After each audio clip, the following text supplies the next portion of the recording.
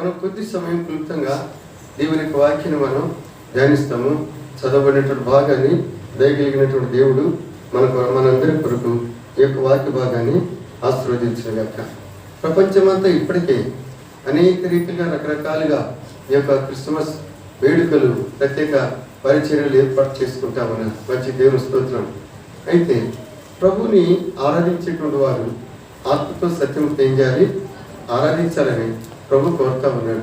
కనుక అటువారు కావాలని తండ్రి వెతుకుతున్నాడని మా యోహాను సువార్త 4వ అధ్యాయంలో ఉంది. సరే, ఆయన ఆరాధించే ముందు ఆయన ఎక్కడున్నాడో నువ్వు తెలుసుకుంటే, ఆయన ఎవరో నువ్వు తెలుసుకుంటే అప్పుడు నిజమైనటువంటి ఆరాధన నువ్వు ఏం చేయగలుగుతావు. ఆయన ఎక్కడున్నాడో నీకు తెలియదు, ఆయన ఎవరో తెలియదు నీకు. కనుక అందుకే సమరస్తి అయింది. మేము తెలిసిన దాన్ని ఏం చేస్తున్నాము? ఆరాధిస్తున్నాం. చదువుతారా మాట? యోహాను సువార్త 4వ అధ్యాయం.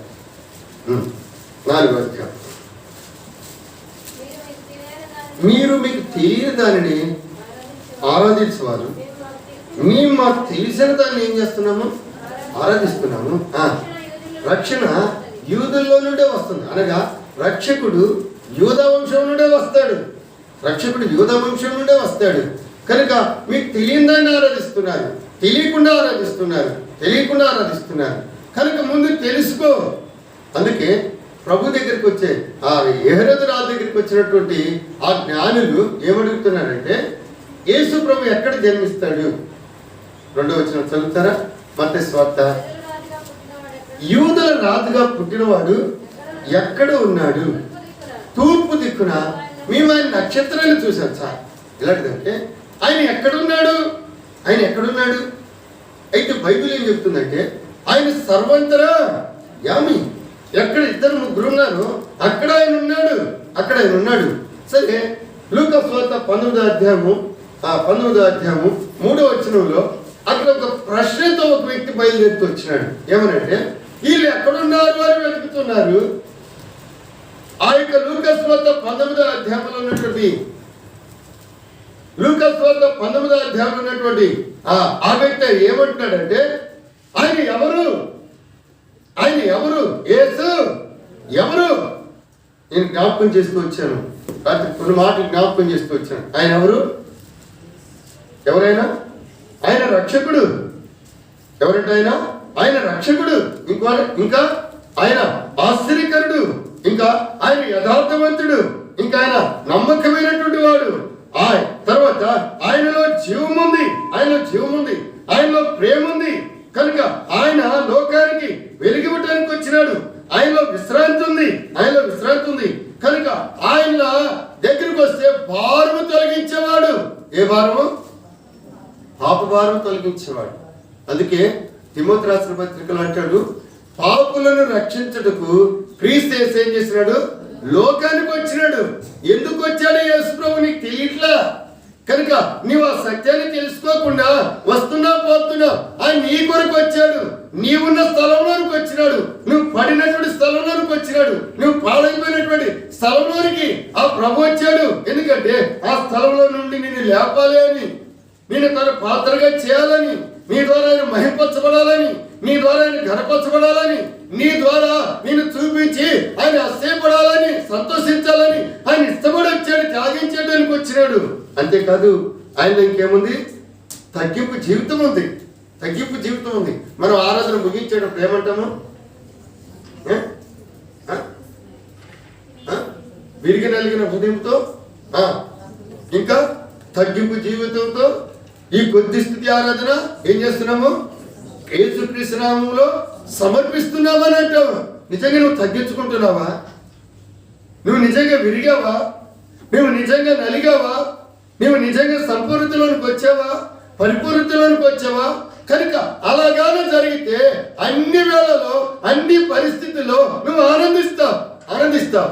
కనుక ఇందాక 2వ పాట లేక 3వ పాట పాడుతూ 3వ పాట పాడుతూ వచ్చాం. ఏం పాట అది? సన్నుతించేదను ఇప్పుడు ఎల్లవేళలో. కనుక కష్టాల్లో, నష్టాల్లో, అవమానాల్లో, నిందల్లో, త్రోసివేయబడినప్పుడు, నిరాశపరచబడినప్పుడు, అవమానపరచబడినప్పుడు, కనుక బలహీనతలో, వ్యాధి కలిగినప్పుడు నేను నిన్ను స్తుతిస్తాను ప్రభువా అని చెప్పేవాళ్ళు కావాలి. వాళ్ళ కొరకు వచ్చినాడు ప్రభు. అందుకొరకు నీ కొరకు వచ్చినాడు. అందుకు నేను ఏర్పరచుకున్నాడు. అందుకు నిన్ను రక్షించినాడు. అందుకు నిన్ను ప్రత్యేకపరచుకున్నాడు. అందుకు నీ కొరకే ఆయన ఇంత త్యాగం చేస్తూ వచ్చినాడు. నువ్వు కష్టం వస్తే భరించలేవు, ఒక మాట వస్తే భరించలేవు, నిందొస్తే భరించలేవు, కనుక ఒక సమస్య వస్తే భరించలేవు, ఆరాధించలేవు. నువ్వు ఎట్టా ఆయన బిడ్డవైతావు? నువ్వు ఎట్టా ఆయన బిడ్డవైతావు? ముందు ఆయన తెలుసుకో. ఇంకా ఆయనలో ఏముంది తెలుసా? తగ్గింపు ఉంది. ఇంకో మాట అంటాడు, ఆయనలో ఏముంది? ఆయన ఎలాంటి వాడు? ఆయన న్యాయవంతుడైనటువంటి దేవుడు. ఆయన న్యాయవంతుడు. తర్వాత ఈయన అందరికీ ప్రభు అయి ఉన్నాడు. అందరివాడు కాదు. ఎందరివాడు? ఆయన అందరివాడు. అసలు నీ వాడైనాడా? నీవు ఆయన దానమైనవా? ఆయన బిడ్డమైనవా? ఆయన కుమార్తెమైనవా? ఆయన రక్త ప్రోక్షణ కిందకు వచ్చావా? ఆ శిలువ సత్యం తెలుసుకున్నావా? ఆ శిలువ త్యాగాన్ని గ్రహించావా, గుర్తించావా? ఆ ప్రభు యొక్క విధేయతను నువ్వు చూడగలుగుతూ వచ్చావా? ఆయన గుర్తించినటువంటి వాళ్ళు పౌలు అంటాడు, గుర్తించినటువంటి పౌలు, ఇక నువ్వు జీవించవాడను నేను కాదు ప్రభువా, నీ కొరకు ఎన్ని పాటలైనా పడతా, ఎంత అవమానమైనా పొందుతా, ఎంత నష్టమైనా పొందుతా, ఏమైనా విడిచిపెడతా. అందుకే అంటాడు, ఏవేవి నాకు లాభకరములైనను అవన్నీ క్రీస్తు నిమిత్తం నేను ఏం చేస్తున్నాను? నష్టంగా ఎంచుకున్నావా నువ్వు నీ జీవితంలో? ఆయన ఎవరు? ఆయన ఎక్కడున్నాడు? వాళ్ళు అడుగుతున్నారు. వాళ్ళు జ్ఞానులే కానీ అజ్ఞానంగా ప్రవర్తిస్తున్నారు. వెళ్ళకూడని స్థలానికి వెళ్ళారు కనుక వెళ్ళవలసిన స్థలానికి వెళ్ళలేదు. ఎక్కడికి వెళ్తున్నావు? నీ ప్రయాణం ఎక్కడ? నీ గురి ఎక్కడ? నీ స్థిరత్వం ఎక్కడ? నువ్వు ప్రభుని ఆరాధించేది ఎక్కడ? కనుక ప్రభు కొరకు నిలిచేది ఎక్కడ? సింహాల బోనైనా ఏం చేస్తున్నారు? వాళ్ళు సంతోషంగా వెళ్ళారు. కారణం ఏంటంటే వాళ్ళు ఎరిగారు. ఏమంటారు తెలుసా? మేము సేవించున్న దేవుడు మమ్మల్ని రక్షించడానికి ఎలాంటి వాడు? సమర్థుడు. కనుక ఎలాంటి దేవుడిని ఆరాధిస్తున్నావు? ఎలాంటి దేవుని కలిగి ఉన్నావు? ఈ ఉపద్రవం నుండి నేను తప్పించలేడా? ఈ బలహీనత నుండి నేను విడిపించలేడా? ఈ కొదువులు ఆయన తీర్చలేడా? ఈ సమస్య నుండి విడిపించలేడా? ఆయన విడిపించగలడు కానీ నువ్వు గుర్తించట్లా. అందుకే ఒక వ్యక్తితో అన్నాడు ప్రభు, ఒక కుమారుడి యొక్క తండ్రి కుమారుని తీసుకొని వచ్చే అంటాడు యేసు ప్రభు దగ్గర, ప్రభువా నీ శిష్యుల దగ్గరికి వెళ్ళాము, పలు స్థలానికి వెళ్ళాను, నా కుమారుని తీసుకొని పోయినాను, కనుక వాడు తరచుగా నీళ్లలోనూ నిప్పుల్లోనూ పడుతున్నాడు, కనుక నీ వల్ల ఏమని అయితే ఏం చేయి, సహాయం చేయి ప్రభు అని ప్రాధేయపడుతూ వస్తే యేసు ప్రభు కోపడలేదు కానీ ఆయన ప్రేమతో ఒక మాట అన్నాడు, ఇది నేను చేయగలనని నీవు నమ్ముతున్నావా అంటే ఆ మాటకు వాడి హృదయం పగిలింది. ఏమంటాడంటే, నాలో అపనమ్మిక కలగకుండా నాకు సహాయం చేయమని బిగ్గరగా ఏం చేస్తున్నాడు? ఆయన ఏడ్చాడు. నీలో అపనమ్మికతోనే వస్తున్నావు, అవిశ్వాసంతోనే వస్తున్నావు, అనుమానంతోనే వస్తున్నావు, కనుక దేవుణ్ణి సంపూర్ణంగా నమ్మకుండా వచ్చిపోతా ఉన్నావు. అందుకే ఎంత కాలం వచ్చినా వచ్చి నీవు ఎక్కడ వేసిన గొంగడి అక్కడ అన్నట్లుగా నీ జీవితంలో కొనసాగిపోతున్నావు. అందుకు వాళ్ళు అడుగుతున్నారు, ఎక్కడున్నాడు ఆయన? యూదుల రాజు ఎక్కడున్నాడు? రక్షకుడు ఎక్కడున్నాడు? మేము ఆ నక్షత్రాన్ని చూసి వచ్చాము, ఆయన ఎక్కడున్నాడు? నక్షత్రం మీద దృష్టి పెట్టకుండా నడుస్తున్నారు వీళ్ళు. గురి లేకుండా నడుస్తున్నారు. గురి లేని భక్తి చేయబాకు, గురి కలిగిన వాడుగా ఉండు. అందుకే ప్రభు పౌలు అంటాడు, ఎక్కడికి వెళ్తున్నా నేను? గురి అందుకు ఏం చేస్తున్నాను? పరిగెత్తున్నా. పాట కూడా పాడతారు కదా, ఏమని?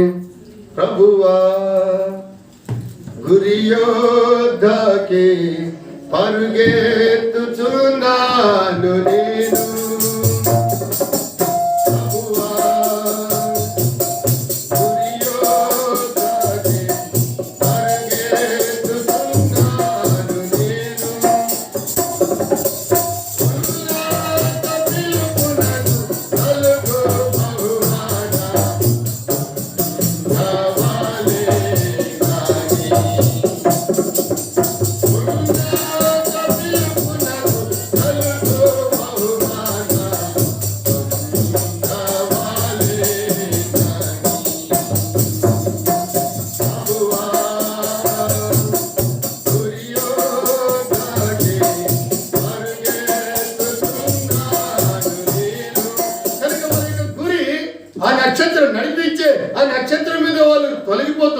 దృష్టి తొలగితూ వచ్చింది కనుక అందుకు వాళ్ళు వేరే రూట్కి వెళ్ళారు.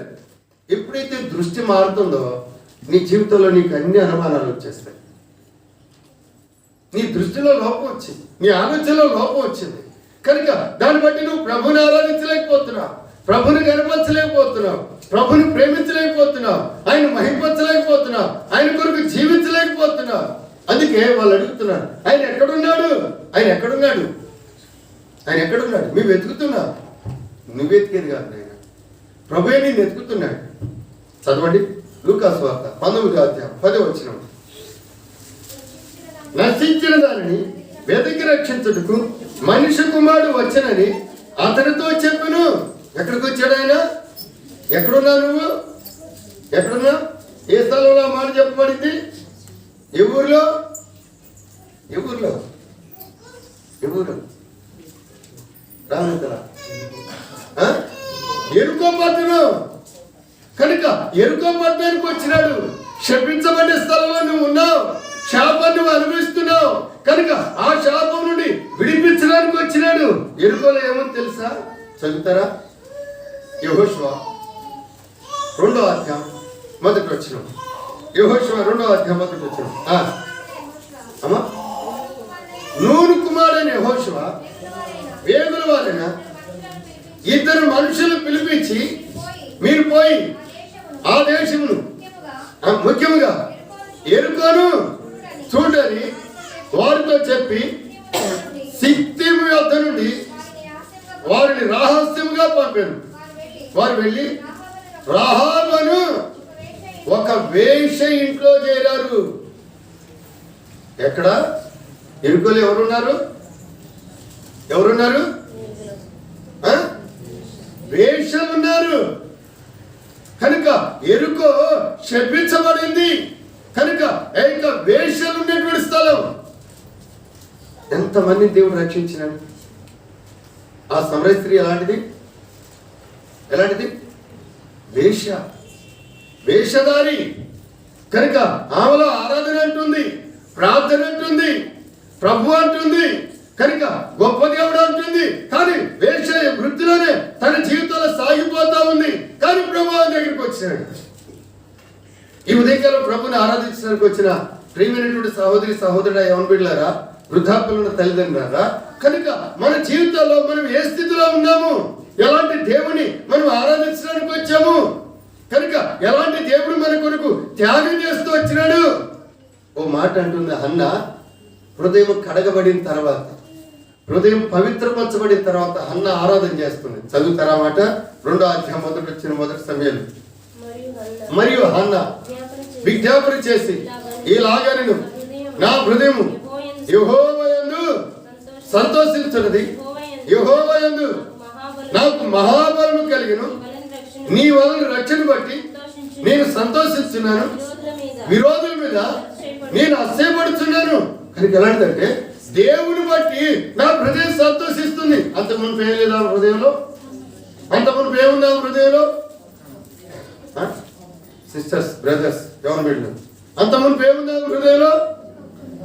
దుఃఖం, కపటము, వేషధారణ, అసూయ, పగ కనుక సహించలేని స్థితి, భరించలేని స్థితి కనుక ఇవన్నీ చూసి వాళ్ళ యొక్క అభివృద్ధిని చూసి తట్టుకోలేని స్థితి.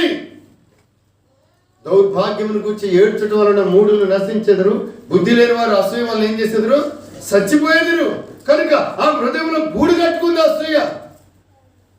అంతకాలం అసూయ ఉన్నంత కాలం, ఆ కక్ష ఉన్నంత కాలం తన జీవితంలో ఎప్పుడు సంతోషించాలి. ఏమో తెలుసా? ఆ హృదయంలో దుఃఖం ఉంది, ఆ హృదయంలో వేదన ఉంది, ఆమె బ్రతుకులో కొదువు ఉంది, ఆమె జీవితంలో లోటు ఉంది. కనుక ఎప్పుడైతే ప్రభు ఇంటికి వచ్చి హృదయాన్ని ఏం చేసింది? కడుక్కుందో, కుమ్మరించిందో, హృదయంలోనికి ఇప్పుడు ఏమొచ్చింది? సంతోషం వచ్చింది.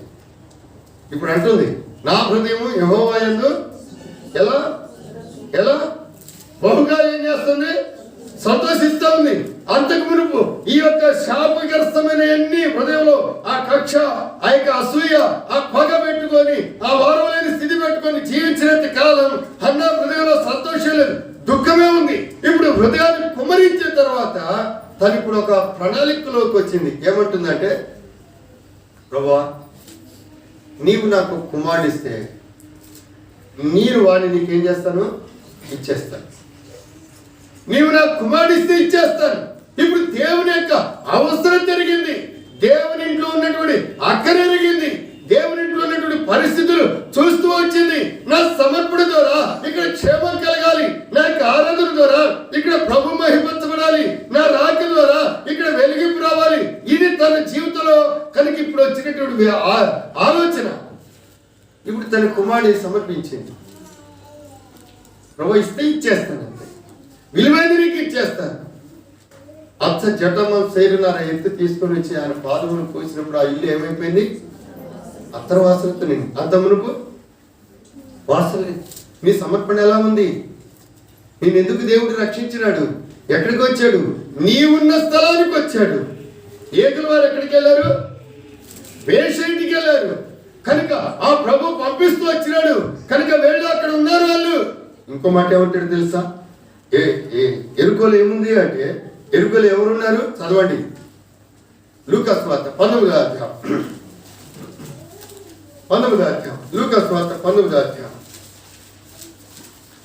యేసు ప్రభు అతని ఇంటికి వెళ్తుంటే వాళ్ళు ఒక మాట అంటున్నారు, ఈయన పాపి అయిన మనుషుడు యొద్ద. ఎవరున్నారు అక్కడ? ఎరుకలు ఎవరున్నారు? పాపులు ఉన్నారు. నువ్వెక్కడున్నావు? నువ్వు ఇంకా పాపంలోనే ఉన్నావు. ఇంకా ఆయనకి ఐశ్వర్యమే చేస్తున్నావు, ఐశ్వర్యం నడవడే నడుస్తున్నావు. ఈ చిన్న వయసులో ఎవరికెళ్ళను, మధ్య వయసులో, వృద్ధాప్యంలో కనుక ఇంకా నువ్వు ఆయనకి ఐశ్వర్యమైనటువంటి మార్గంలోనే ఉన్నావు. అయినా ప్రభు నీ కొరకు వచ్చాడు, నీ కొరకు వచ్చాడు, నీ కొరకు వచ్చాడు. ఆ ఎరుకల వేషలు ఉన్నారు, ఎరుకల పాపులు ఉన్నారు. ఇంకేమంటాడు తెలుసా? ఇంకా ఎరుకలు ఎవరున్నారు? చదువుదామా? 2 రాజులు 2వ అధ్యాయం 5వ వచనం. 5వ వచనం. 5 అమ్మా చదవండి. ఎరుకోలో ఉన్న ప్రవక్తలు 2 రాజులు 2వ అధ్యాయం వచనం చదవండి. ఎలీషా యొద్దకు వచ్చి, నేడు యెహోవా నీ యొద్ద నుండి నీ గురువును పరమునకు తీసుకొని పోవునని నీవు ఎరుగుదువా అని ఎలీషాను ఏం చేస్తున్నారు? అపహాస్యంగా మాట్లాడుతుంది. నీకు తెలుసా ఆ గురువు ఏలియా వెళ్ళిపోతున్నాడు? తెలుసా నీకు? అపహసించేవారు ఉన్నారు, వేషలు ఉన్నారు, ఇంకా పాపులు ఉన్నారు, ఇంకా ఎవరట? అపహసించేవారు ఉన్నారు. ఇంకో మాట అంటే చదువుతారా? మార్కు సువార్త 10వ అధ్యాయం 46వ వచనం. మార్కు సువార్త 10వ అధ్యాయం 46వ వచనం. వారు యెరికో పట్టణమును సమీపించినప్పుడు ఆయన తన శిష్యులతోను బహుజన సమూహంతోను యెరికో నుండి బయలుదేరి వచ్చుండగా తీమై కుమారుడు బర్తమై అని గుడ్డి భిక్షకుడు త్రోవ పక్కన కూర్చుండెను. ఎవరు? ఎరుకలు ఎవరున్నారు? ఎవరు? గుడ్డి వారు ఉన్నారు. నేను రాత్రి ఒక మాట చెప్తూ వచ్చినాను. ఆ గుడ్డోడు రాత్రి పట్టుకుని పోతున్నాడట. ఏమంటారు అన్నమాట? ఏమంటారు? నేను కళ్ళు లేని గుడ్డోని, మీరు కళ్ళుండి గుడ్డోలుగా నేను కళ్ళు లేని గుడ్డోని, మీరు కళ్ళుండి గుడ్డోళ్ళు అయిపోయారు. చదువుతున్నారు, గ్రహించట్లేదు. చూస్తున్నారు, గ్రహించట్లేదు. వింటున్నారు, గ్రహించట్లేదు. మీరు కళ్ళుండి గుడ్డోళ్ళు. ఒకరోజు వస్తుంది, నువ్వెంత మదన పడతావంటే, ఎంత పశ్చాత్తాపడతావంటే, ఎంత ఏడుస్తావంటే, ఎంత నోరు బాదుకుంటావంటే, ఎంతగా కుమిలిపోతావంటే, ఓ పాట ఉంది, వినిపించుతున్నది నాకు ఒక స్వరం. నాకు వినిపిస్తుంది. నాకు కను దృష్టి ఉన్నంత వరకు చదువలేదు నీ వాక్యము. నాకు కను దృష్టి ఉన్నంత వరకు చదువలేదు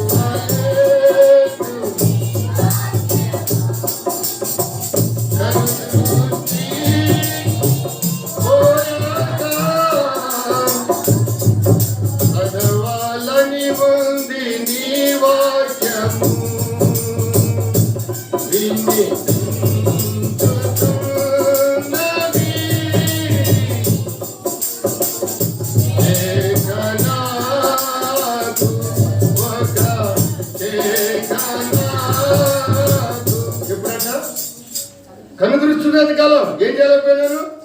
చదవలేకపోయినాను. నాకు కన్ను దృష్టి ఉన్నప్పుడు చదవలే, ఇప్పుడు కన్ను దృష్టి పోయింది. ఏం చేయాలని ఉంది? చదవాలని ఉంది. ఏమంటాడు ఇంకా పాటలో? నాకు బలం ఉన్నంత కాలం ఏం చేయలేదు, నీ సేవ చేయలేదు. ఇప్పుడు బలమంతా పోయినాక ఏం చేయాలనుకుంటున్నా? నీ సేవ చేయాలనుకున్నా. ఏం చేస్తావు? కూర్చొని లేవలో కోర్సడి చెప్పలేదు. ఇప్పుడు ఏం చేస్తావు? ఇప్పుడు నీ చేతన ఏమవుతుంది? ఈ యవన కాలంలోనే ప్రభుని సేవించు, యవన కాలంలోనే నీ ప్రతిమైన ప్రభుని ఆరాధించు, ఈ మధ్య వయసులోనే ప్రభు మహిమార్థం బ్రతుకు. ఇంకొక వచనం ఉంది, నాకు ధనం ఉన్నంత కాలం ఏం చేయలేదు, ఇవ్వలేదు నీ యొక్క సేవకు. ఇప్పుడు ధనవంతం పోయినాక ఏం చేయాలని ఉందంట? దేవునికి ఇవ్వాలా, దేవుని సేవకి ఇవ్వాలా, దేవుని పనికి ఇవ్వాలి. యాడు ఇంకా తిన్నోడికి తిని పెట్టాట, బోడుగుండోడికి స్నానం చేసి తల స్నానం చేయించాడు. ఇంకా బోడుగుండోడికి తల స్నానం ఎందుకు? ఇంకా మనకి ఇంకా షాంపు అవసరమా? అయిపోయి నీ జీవితం. కనుక నీ కను దృష్టి ఉండగానే, నీకు బలం ఉండగానే, నీకు ధనం ఉండగానే, నువ్వు ఆరోగ్యంగా ఉండగానే నీ జీవితాన్ని ఆయనకి సమర్పించు. నువ్వు పడున్న స్థలానికి వచ్చాడండి ప్రభు. ఎరుకోలో వేశ్యలు ఉన్నారు, ఎరుకోలో పాపులు ఉన్నారు, ఎరుకోలో అపహాసకులు ఉన్నారు, ఎరుకోలో అపహాసకులు ఉన్నారు. ఇంకో మాట ఏమంటారు తెలుసా? ఎరుకోలో ఇంకెవరున్నారు తెలుసా? గ్రుడ్డి భిక్షకుడు. గ్రుడ్డోని ఏమంటారు? గ్రుడ్డోని కోర్టులో తీసుకుపోయారట. వాడు తాగుపోతాడు, తాగటానికి అలవాటు పడ్డాడు. అందులో ఒక స్వరం వినపడతా, ఆర్డర్ ఆర్డర్ అంటే. అంతేనా? ఆర్డర్ అంటే ఏంటి? మనం హోటల్కి వెళ్ళినప్పుడు ఏం చేస్తారు? టీ ఆర్డర్ ఇస్తారు. ఆర్డర్ ఆర్డర్ అని కానీ గుడ్డోడు ఆర్డర్ అంటే నాకు 2 బీర్లు చేశారని అంటున్నాను. ఎక్కడ? కోర్టులో. ఏంటిది ఆర్డర్? వాడికి అర్థం కావట్లా, నీకు కూడా అర్థం కావట్లా, నీకు కూడా అర్థం కావట్లా. గుడ్డి ఆ ఎరుకోలు గుడ్డివారు ఉన్నారు, ఇంకా ఎరుకోలు ఇంకెవరున్నారు? అడుగు తిన భిక్షగాళ్ళు ఉన్నారు. చదువుతారా వచ్చినని? మనకు 10:46 వచ్చిన వారు ఎరుకో పట్టణంలోకి వచ్చి ఆయన తన శిష్యులతోను బహుజన సమూహంతోను ఎరుకో నుండి బయలుదేరి వెళ్ళుచుండగా తీమే కుమారుడు భర్తమై ఆయన గ్రుడ్డి ఎలాంటివాడంట? భిక్షకుడు. భిక్షకుడు అంటే ఏంటిది? అడుక్కునేవాడు. మనం ఆదివారం అడుక్కుంటాం, సోమవారం అడుక్కుంటాం, మంగళవారం అడుక్కుంటాం, బుధవారం అడుక్కుంటాం, గురువారం అడుక్కుంటాం. మన బ్రతకంతా లేచినంత కాలం, బ్రతికినంత కాలం ఏం చేయటం? అడుక్కోవటమే. అడుక్కోవటమేనా? ఇంకా ఎరుకోలోనే ఉన్నావా? కనుక దేవునికి జీవితాన్ని సమర్పించలేవా? ఎప్పుడైతే ఈ సత్యాన్ని తెలుసుకుంటావో, ఆయన ఎవరో తెలుసుకుంటావో, ఆయన ఎక్కడున్నాడో తెలుసుకుంటావో, ఆయన ఎందుకు వచ్చాడో తెలుసుకుంటావో, అప్పుడు ఏం చేస్తావు తెలుసా? జీవితాన్ని త్యాగం చేస్తాడు. లూకా సువార్త 19వ అధ్యాయం. యేసు కేక విని, పిలుపు విని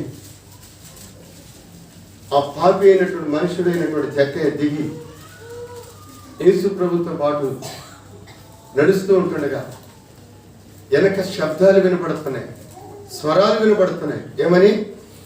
ఇతడు పాపి అయినా మనిషిని ఇంటికి వెళ్తున్నాడు. ప్రజలు నిన్ను మర్చిపోరు, నీ పాపను మర్చిపోరు. గుర్తుపెట్టుకో, నీ అవిధేయతను మర్చిపోరు, నీ తిరుగుబాటుతనాన్ని మర్చిపోరు, నీ కుటుంబం నిన్ను మర్చిపోదు, నీ కుటుంబంలో నువ్వు చేసే కార్యాలు మర్చిపోరు, నీ అత్త, నీ మామ, నీ తల్లిదండ్రి, నీ స్నేహితులు మర్చిపోరు వాళ్ళు. కనుక ఇవి సరి చేసుకున్నప్పుడే అప్పుడు నువ్వు సంపూర్ణతలోనికి వస్తావు. నువ్వు అన్ని చెడుగాలు తట్టే ఉంచుకొని నేను దేవుని వెంబడిస్తా, దేవుని ఆరాధిస్తా, దేవునింటికి వెళ్తానంటే కనుక ఆ కేకలన్నీ అవి. చూడండి, సౌలు దగ్గరికి సమయంలో వచ్చాడు. రాగానే దైవజనుడా నువ్వు చెప్పినట్టు అమాలేకీయులు అందరూ హతము చేశాం, అంతా హతము చేశామని చెప్పి మాట్లాడబాకు, నోరు మూసుకో. ఈ రంకెలేంది, ఈ కేకలేంది? ఆ తాళం అమ్మాయి మీద పడుతుంది, దానికి తాళం ఎక్కడి నుంచి? కనుక ఎలా ఈ రంకెలేంది, ఈ కేకలేంది, ఈ రంకెలేంటి, ఈ కేకలేంటి? ఏం చెప్తున్నాడు? ఇవి దేవునికి ఏం చేయడానికి? బలిపించడానికి. బలి కాదు ముఖ్యం కావాల్సింది. చదువుతారా వచ్చినని? బలులు అర్పణలు కాదు కానీ అందుకు సమయాలు తాను సెలవిచ్చిన ఆజ్ఞను ఒకడు గైకొనడం వలన యెహోవా సంతోషించినట్లు ఒకడు దహన వలను బలులను అర్పించడం వలన ఆయన సంతోషించిన. ఆలోచించు, సౌలు ఆలోచించు, ఇక్కడ కూర్చొని నువ్వు ఆలోచించు. బలులు అర్పించడం కంటే ఆజ్ఞను గైకొనడం మేలు, పోటీలకు అర్పించడం కంటే మాట వినడం శ్రేష్టం. కనుక ఇవి కాదు కావాల్సింది, ముందు ఆయన మాట విను. ఆయనకి విజయం చూపించి ఉదయకాలం హెబ్రోన్లో ప్రభు సన్నిధిలో కూర్చున్న నీవు కనుక ఆయన మాట ఎంత వింటున్నావు? వినిపిస్తున్నది నాకు ఒక స్వరం. ఏంటిది? నేను గుడ్డిదానిగా ఉన్నాను. నేను కనుక వృద్ధుడిగా బలహీనుడిగా ఉన్నాను. ఇప్పుడు నేను దరిద్రుడిగా ఉన్నాను. ఎందుకైపోయావు ఇట్లా? ఎందుకైపోయావు? నీకు మంచి దృష్టి ఇచ్చాడే, నీకు మంచి బలం ఇచ్చాడే, నీకు గొప్ప ఐశ్వర్యం ఇచ్చాడే. కనుక ఇవన్నీ నీ కొరకు వాడుకొని, నీ ఇష్టానికి వాడుకొని ఈ పిప్పి ఇప్పుడు ఎలాంటిదంటే చెరుకు రసం తీసే కాడ మిషన్ కాడ మనం నిల్చుంటే అర్థమవుతుంది కదా. చెరుకు రసం తీసే కాడ నిల్చుంటే అర్థమవుతుంది. ఏం చేస్తాడు తెలుసా? మీకు కావాలా? 2 గ్లాసులా 3 గ్లాసులా? మనం ముగ్గురు పోయి అడుగుతాడు, మీకు కావాలా అంటే అవునండి. ఒక కర్ర తీసుకుంటాడు, ఆ చెరుకు కర్ర తీసుకుంటాడు, దాన్ని అటు పంపిస్తాడు, మళ్ళీ ఇటు తీస్తాడు, మళ్ళీ మడతేస్తాడు, మళ్ళీ పంపిస్తాడు, మళ్ళీ తీస్తాడు, మళ్ళీ 3వ మడతేస్తాడు, మళ్ళీ పంపిస్తాడు, మళ్ళీ 4వ మడతేస్తాడు, మళ్ళీ పంపిస్తాడు, 5వ మడతేస్తాడు. ఇక అవతలకి ఏం చేయదు కది రాదు. ఏమైపోద్ది? అది రాలిపోతా ఉంటది. అంతా అయిపోయాక ఆ పిప్పి బయట పడేస్తాడు అంతే. ఇంకా అందులో ఏం లేదు, రసం లేదు, అయిపోయింది. నీ జీవితం కూడా అయిపోయినాక వస్తున్నా. ముందే రావచ్చు కదా, ముందే ఆయన మహిమపరచవచ్చు కదా. ఇవాళ ఎవరు వాట్సాప్ పంపించినారు ఏంటంటే ప్రభు ఇంటికి ముందు వచ్చి కూర్చుంటేనట ఏం దొరుకుతుంది? కృప దొరుకుతుంది. రెండోది ఆయనతో సహవాసం చేయొచ్చు అంట. మరి వెనకొస్తే కృపాపాతి ఆయన పోతాడు, ఇంకొకడు నువ్వు వస్తా పోతావు అంతే. ముందొచ్చే అనుభవం నేర్చుకోవట్లే దేవుడింటికి. పాటలు అయిపోయినాక రావటం, వాక్యం అయిపోయినాక రావటం. మా అత్తగారి ఊళ్ళో 3 ఉన్నారు. గడ్డమ్మ ఆ నెత్తి కూడా అట్టే ఉంటుంది. రెండోది కరిసే బిచ్చమ్మ, ఆమెను కదిలిస్తే అరుస్తూనే ఉంటుంది. మూడోది మాగి రత్తమ్మ నిమ్మలగా వస్తుంది. వీళ్ళు 3 ఎప్పుడు వస్తారు తెలుసా? అయిపోయే ముందు వస్తారు. ఒకరోజు నేను జగ్గిపేట నుంచి వెళ్ళి బస్ దిగా. దగ్గరపాటు పరిచయకి వెళ్ళమన్నాడు మా నాన్నగారు. మా నాన్నకి ఈ రోజు వరకు కూడా నేను ఎదురు మాట్లాడలేదు. ఈ రోజు వరకు కూడా మా నాన్న ఏమంటాడో అని ఇప్పటికీ భయమే. నిన్న వాక్యం చెప్పడానికి వస్తే తలుపు తీయడానికి కూడా భయం అయిపోయింది నాకు, లోపల ఉండి వాక్యం చెప్తుంటే. తల్లిదండ్రికి లోబడే బిడ్డలు కావాలా, తల్లిదండ్రి మాట వినే బిడ్డలు కావాలా. అప్పుడే దేవుడు దీవిస్తాడు. బిడ్డల దగ్గర పెట్టుకున్నామా? తిరగలేకపోతండి. వచ్చేటప్పుడే ప్రార్థన చేసుకోండి. నా ద్వారా, నా పిల్లల ద్వారా అభ్యంతరం మీ ఇంట్లో ఏం చేయొద్దు, కలగొద్దు. ఎందుకంటే దేవుడు మనల్ని ప్రేమించి బిడ్డలు ఇచ్చినాడు. లేని వాళ్ళు ఎంతో ఏడుతున్నారు. కనుక మన బిడ్డలు దేవుని సన్నిధిలో క్రమశిక్షణలు పెంచితే ఎంతో ఆశీర్వాదం. అది చాలా మంచిది.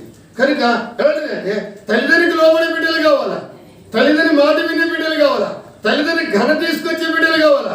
ఈ దినము తల్లిదండ్రి యొక్క ఆశీర్వాదమునకు పాత్రులయ్యే వాళ్ళు కావాలా. ఈయన్ని బట్టి, ఈ అమ్మాయిని బట్టి నా జీవితం నలిగిపోతుంది అంటే నీకు ఆశీర్వాదం లేదు.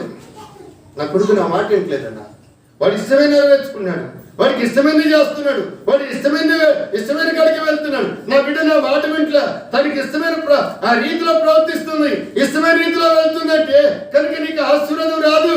లోబడు, విధేయత చూపించు. కనుక అక్కడికి ఆ జగ్గపేట నుంచి బస్సు ఎక్కి వెళ్ళాను. తక్కిలపాడు దగ్గర దిగాను, గర్భపాడు చెక్ పోస్ట్ దగ్గర దిగి నాకు అడావడిగా వెళ్తుంటా ఆ గడ్డకి వచ్చి ప్రైజులాడక్క ఆదివారం ఇందాక రెడీ కాలేదా నువ్వు అంటే ఇవాళ ఏ వారం, మంగళవారమా ఆదివారమా అంటుంది. ఒక విశ్వాసికి ఆదివారమా అర్థం కావట్లా, మంగళవారమా అర్థం కావట్లా. ఎలా విశ్వాసమైనవు, ఎలా దేవుని బిడ్డమైనవు? సహోదరి సహోదరుడా, ఎవరి బిడ్డలారా, ప్రభు దినము అంటే అసలు ప్రభు ఇంటికి రావడానికి ఏ రోజు సిద్ధపడాలో తెలుసా? ఏ రోజు?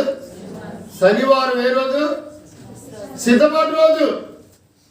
శనివారమే నువ్వు సిద్ధపడితే ఆదివారం నాడు కరెక్ట్ టైంకి వస్తావు. ఇది విశ్వాస లక్షణం, ఇది దేవుని పిల్లల లక్షణం, ఇది పరిశుద్ధుల యొక్క లక్షణం, ఆయన ఏర్పరచుకున్న వారి యొక్క లక్షణం. ఇది అన్ని ఈ ఉదయకాలమే కొట్టుకాడి కొరకాల, ఉదయకాలమే షాంపూ కొరకాల, ఉదయకాలమే కూరగాయలు కొరకాల, ఉదయకాలమే ఆ యొక్క ఈ పనులన్నీ చేయాలా, ఇల్లు తోడవాలా. ఇవే ఇప్పుడు చేసేది. సిద్ధపడి శనివారమే, అప్పుడు కరెక్ట్ టైంకి వస్తాను. దేవునికి కరెక్ట్ టైంకి రాకపోతే నిజ విశ్వాసులకు ఏముంటుందో తెలుసా? హృదయంలో మానని వేదన ఉంటుంది. అటు కాదానికి ఏముంటుందో తెలుసా? ఎప్పుడు పోతే పోయి కనబడేస్తే చాలు, అయితే దేవుడు నేను ఇష్టపడ్డా. నీ కొరకు వచ్చాడు, ఆ చెడిపోయిన స్థలానికి వచ్చినాడు, ఆ పాపులు ఉన్నటువంటి స్థలానికి వచ్చినాడు, వేషలు ఉన్నటువంటి స్థలానికి వచ్చాడు, గుడ్డివారు ఉన్న స్థలానికి వచ్చాడు, భిక్షగాలుగా ఉన్నటువంటి స్థలానికి వచ్చినాడు. కనుక ఎందుకు వచ్చాడంటే నీ కొరకు వచ్చాడు. ఆయన నీ కొరకే వచ్చాడు. నువ్వు ఆయనకు అవసరం, నువ్వు ఏ స్థితిలో ఉన్నా ఆయనకు అవసరం. ఆయనగా నువ్వు తెలుసుకుంటే, ఆయనగా నువ్వు ఎరిగితే ఆయన ఇంటికి వెళ్లకుండా, టయానికి వెళ్లకుండా ఉండలేవు, వెళ్ళి ఆరాధించకుండా ఉండలేవు. కొంతమంది బాప్తిసం తీసుకొని ఎంతవరకు ఆరాధించిన యవన బిడ్డలు ఉన్నారు అంటే వాళ్ళు ఇంకా పరిపూర్ణతలోనికి రాలే. కొంతమంది బాప్తిసం తీసుకొని పెద్దవాళ్ళు కూడా కొన్ని వారాలైంది ఆరాధించగా, వాళ్ళకి ఏమి బాధ అనిపించట్లా, కష్టం అనిపించట్లా. వాళ్ళకి ఏమైతుందిలే, మేము వెళ్ళొస్తున్నాం, రొట్టెలో పాలు పొందుతున్నాం అంటారు. అది కాదు, ఆయన ఆరాధించడం కొరకు, ఆయన మహిమ కొరకు నేను సృజిస్తూ వస్తే, నేను రక్షిస్తూ వస్తే, నిన్ను ఏర్పరచుకుంటే, నీ కొరకు ఆయన రక్తం చెందిస్తూ వస్తే, నేను తన బిడ్డగా అంగీకరిస్తే, నువ్వు ఏం మాట్లాడకుండా ఉంటే ఎట్టుంటుంది? 10 రోజులు నీ పిల్లలు నీతో మాట్లాడకపోతే ఎట్టుంటుంది? ఒక ఇంట్లో ఒక్కొక్కరు ఎవరికి వారు మాట్లాడుకోకుండా ఉంటే ఎట్లుంటుంది? వాళ్ళ హృదయాలు ఎలా ఉంటాయి? బిడ్డలు తల్లిదండ్రులతో మాట్లాడకపోతే ఎలా ఉంటుంది? వాళ్ళ గదిలో వాళ్ళు ఉండి పిలిచినా మాట్లాడకపోతే ఎలా ఉంటుంది? భర్త భార్యతో మాట్లాడకపోతే, భార్య భర్తతో మాట్లాడకపోతే, కోడలు అత్తతో మాట్లాడకపోతే, అత్త కోడలతో మాట్లాడకపోతే ఎలా ఉంటుంది? ఎంత క్షోభ ఇంట్లో! వాళ్ళ హృదయాలు ఎలా ఉంటాయి? నీ దేవునితో నువ్వు మాట్లాడకపోతే, నీ దేవుని కనపరచకపోతే ఆయన ఎలా అంటాడు? నీ విషయాలు ఏ విషయాలు సంతోషిస్తాడు? అందుకే అన్న అంటుంది, నా హృదయము ఇప్పుడు యెహోవా యందు బహుగా ఏం చేస్తుంది? సంతోషిస్తుంది. ఈమె హృదయం సంతోషించి ఆరాధిస్తూ ఉంటే ఆయన హృదయం కూడా ఏం చేస్తుంది? సంతోషిస్తుందంట. బిడ్డ కడగబడ్డావా? అన్ని విడిచిపెట్టావా? అసూయ విడిచిపెట్టావా? కోపం విడిచిపెట్టావా? దుఃఖం పోయిందా? సంతోషం వచ్చేసిందా? బిడ్డ ఇందుకే నీకు ఇంత ప్రతిఫలం ఇచ్చాను, నాకు అక్కడి గురి తిరిగావా? నీ కుమారుడు సమర్పిస్తూ వచ్చావా? నీ రెట్టింపు ఆశీర్వాదం ఇస్తా. ఇచ్చాడా? ఒక్క కుమారుడు ఇస్తే అన్నకి ఎంతమంది పిల్లల తర్వాత 5 ఇచ్చాడు. ఒక్కరోజు ప్రభు కేటాయిస్తే మిగతా దినాలన్నీ ఆశీర్వాదకరంగానే ఉంటాయి. నీకు నువ్వు చేయలేకపోతున్నావు, ఆశీర్వాదాన్ని చూడలేకపోతున్నావు. నీ కార్యాలు, నీ పనులు, నీ ప్రయాసము, నీ సంపద అంతా చినిగిపోయిన ఏంటంట సంచిలోనే ఉంది. చినిగిపోయిన సంచిలో వేస్తున్నావు, ఇటు తెస్తున్నావు, ఇటు వేస్తున్నావు, ఏమైపోయింది? ఇటు నుంచి పోతూనే ఉంది. ఒకరోజు ఆ జోబు ఎప్పుడు చేయలేదు నాకు తెలియదు. జోబులో డబ్బులు పెట్టుకుని సైకిల్ దొక్కుతున్నాయి, ఆడిపోయినాయి. అరే జోబులో పెట్టే కదా, ఏమైపోయిందంటే జోబు ఎప్పుడు చిరిగిందో తెలియదు, ఎప్పుడో జరిగింది, అది అన్నీ పోయినాయి. ప్రయాసం అంతా ఏమైపోయింది? వ్యర్థమైపోయింది. 10 రోజులు కష్టపడ్డాను, వారం రోజులు కష్టపడ్డాను. 5 రూపాయలు కూలి మీ ఆ దినాల సుతార్ పనికి వెళ్తే 5 రూపాయలు కూలి వారం తర్వాత ఇచ్చినాడు. జోబులో పెట్టుకున్న సైకిల్ ఎక్కా, ఖాళీ అయిపోయింది, చిరిపోయిన సంచే. కనుక ప్రభుని కనపరచుకుని నువ్వు చేసే కార్యాలన్నీ చిరిపోయిన సంచిలో వేసినట్టే ఉంటుంది. నీ కార్యాలు, నీ పనులు, నీ ప్రయాసము, నీ యొక్క ఆరాటం, నీ యొక్క తొందరపాటు అంతా ప్రయోజనం లేనిగా ఉంటుంది. కనుక దేవుడు ప్రత్యేకపరచుకున్నాడు, గుర్తుపెట్టు. ఆయన నువ్వున్న స్థలానికి వచ్చినాడు. ఇంకా ఎరుకోలు ఎవరున్నారు తెలుసా? ఎవరున్నారు? చదవండి. 10:30 లూకా సువార్త 10:30 నేను ముగించేస్తాను, ఎందుకంటే మనం ప్రభువుని ఆరాధించేది అవసరం. అందుకు యేసు ఇట్లేను, ఒక మనుషుడు యెరూషలేము నుండి యెరికో పట్టణమునకు దిగి వెళ్ళుచు దొంగల చేతిలో చిక్కాను. చాలు, ఇంక ముందుకు వెళ్ళబాక, తర్వాత చూద్దాం. యెరికోలో ఎవరున్నారు? దొంగలు ఉన్నారండి. ఇలాంటి దొంగ స్థితి. అందుకే ఏమంటాడు తెలుసా? నా సమయాన్ని నువ్వేం చేయబాకు, దొంగిలించబాకు. నా సమయాన్ని దొంగిలించబాకు, నా ధనాన్ని దొంగిలించబాకు, నేను ఇచ్చే బలాన్ని నీ ఇష్టానుసారంగా వాడబాకు. దొంగలు ఎక్కడున్నారు రాస్తారు. రైల్వే స్టేషన్లో, బస్ స్టాండ్లో, ఇంకా సినిమా హాల్లో రాస్తారు. ఇప్పుడు ఎక్కడ రాయాలంటే ఒక ఆయన ఉన్నాడు, ఇప్పుడు మందిరంలోనే రాయాలంట.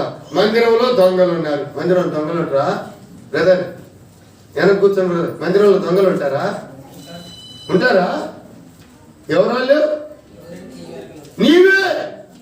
ఏమి ఎరగని వాళ్ళు కాదు, ఎరిగి ప్రభు కొరకు నమ్మకమైన సరైన టయానికి రాజులే దొంగలు. ప్రభుని ఆరాధించిన వాళ్ళే దొంగలు. ప్రభుకి జీవితాన్ని సమర్పించిన వాళ్ళే దొంగలు. వింటూ ఆ రీతిగా జీవించకుండా ఉన్న వాళ్ళే దొంగలు. మనమే. ఎవరి మీద ఎందుకు? మనం ఏమో ప్రార్థన చేస్తాం, ప్రభా అందరం చెడిపోయామయ్యా, నీకు చెప్పుకో, అందరం చెడిపోయామయ్యా. ఏ ప్రార్థన అది? ప్రభా అందరం చెడిపోయామయ్యా, అంత నిర్జయమైపోయిందయ్యా, అంత చల్లారిపోయింది. నువ్వేది మరి?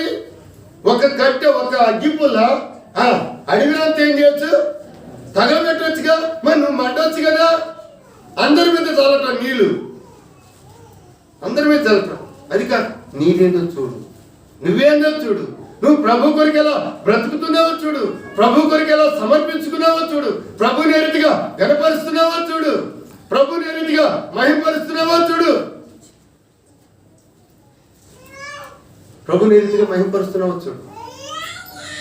కనుక ప్రభు మనమున్న స్థలానికి వచ్చాడు, మనల్ని వెతుకుతూ వచ్చాడు, మనల్ని రక్షించినాడు, మనల్ని తన ఇంటికి తీసుకొచ్చినాడు. ఇప్పుడు అంటాడు, అన్న వాళ్ళ మీరు కూడా ఏం చేయండి?